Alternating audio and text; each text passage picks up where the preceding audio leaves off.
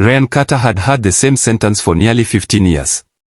You'll never own a house. His parents repeated it so often that even relatives started treating it like an undeniable fact. Ryan had never been the family's favorite. His younger brother, Brandon, had earned a business degree, landed a high-paying corporate job, and received endless praise. Ryan, on the other hand, had skipped college and started working as an apprentice carpenter at 18. Whenever family gathered, the comparisons never stopped. Brandon's investing in stocks. Brandon's buying luxury watches. Brandon's planning for a penthouse. Then someone would glance at Ryan. So, are you still renting? He always smiled politely. Yes. They assumed renting meant failure. What they never asked was why. Ryan never mentioned that every extra dollar went into investments, small renovation projects, and a business he quietly started restoring old homes with 2 friends. He drove a 12-year-old pickup truck. He packed lunch every day. He almost never bought anything expensive. His parents mistook discipline for struggle. One Sunday afternoon, during his mother's birthday dinner, his father laughed while everyone gathered around the table. So, Ryan, when are you finally going to stop throwing money away on rent? Several relatives chuckled. Ryan calmly took another bite of dinner. I'm doing fine. His mother shook her head. No. You'll never save enough. Houses are impossible now. Brandon smirked. You should have gone to college. Ryan simply smiled. Maybe. His father leaned back.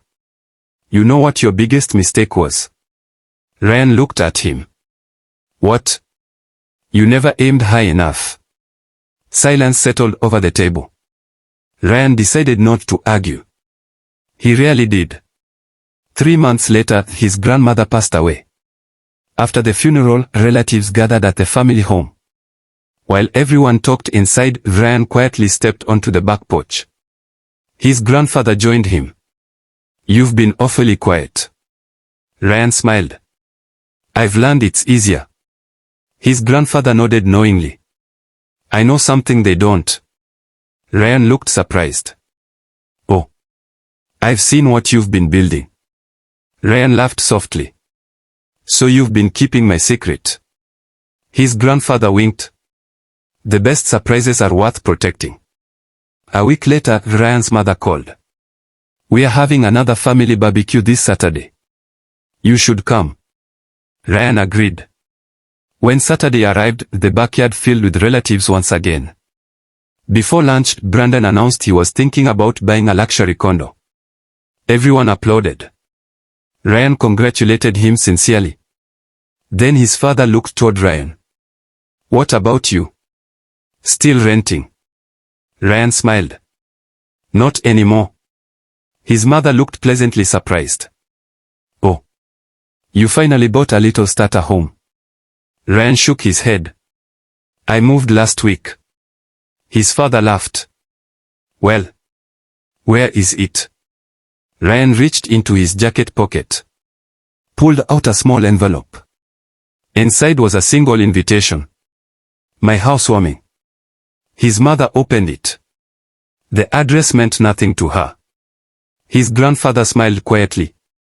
He recognized it immediately. Ryan's father frowned. Where exactly is this? Ryan answered calmly. At the top of Willow Ridge. The room became strangely quiet. Everyone in town knew what sat on Willow Ridge. Large estates. Private gates. Multi-million-dollar homes. Brandon laughed. Very funny. Ryan simply smiled.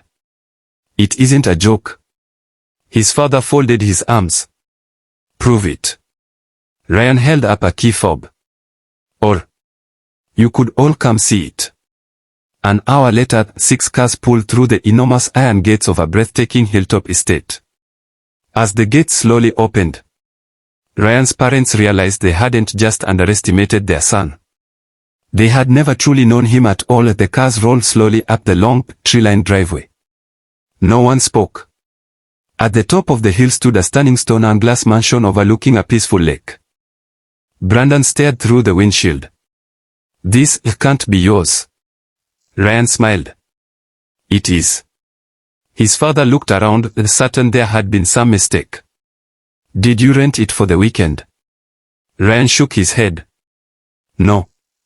His mother whispered. How? Ryan unlocked the front door.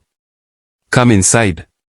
The foyer featured soaring ceilings, a handcrafted oak staircase, and floor-to-ceiling windows overlooking the water. Every detail reflected careful craftsmanship. His grandfather gently ran his hand across the wooden banister. You built this? Ryan smiled. Most of it. Everyone looked at him. The cabinetry. The staircase. The stone fireplace. The outdoor deck. My company designed and renovated almost every room. His father frowned. Your company? Ryan nodded. I started a home restoration business 12 years ago. You never told us. Ryan looked at him calmly. You never asked. Silence filled the room. He led them into his office. The walls were covered with architectural drawings, framed awards, and photographs of restored historic homes. On one shelf sat a plaque that read, Entrepreneur of the Year. Another recognized his company for restoring affordable housing in struggling neighborhoods. His mother picked up a magazine from the coffee table. Ryan was on the cover. The headline read, The Carpenter Who Built a Multi-million-dollar Restoration Company. Her hands trembled. I've never seen this. Ryan smiled sadly. It came out last year. His father slowly sat down. So, all those years. You thought I was failing? Ryan nodded. I was building. Brandon looked around the room. I thought you were just fixing kitchens.